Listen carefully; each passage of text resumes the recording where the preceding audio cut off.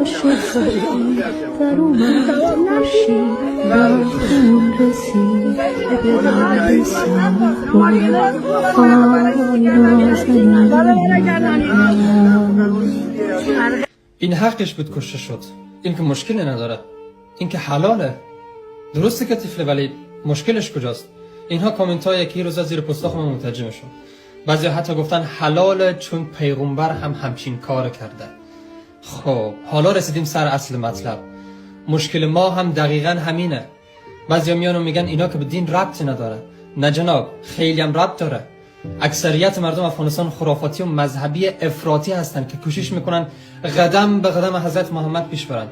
خب اینا هم که میدونن حضرت محمد با دختر 6 ساله یا همان 9 ساله ازدواج کرده.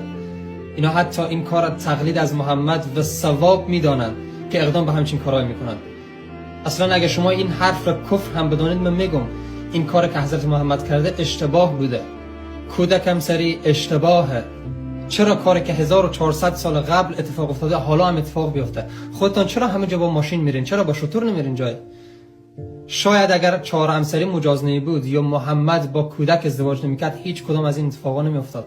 و مهمتر از همه، چی قسم منطق شما دارین وقتی که یک زن بالغ ناقص العقل میخوانین ولی یک کودک را هوشیار برای ازدواج؟ یک ملا پیدا شه و جواب اینا رو در کامنت ها بنویسه.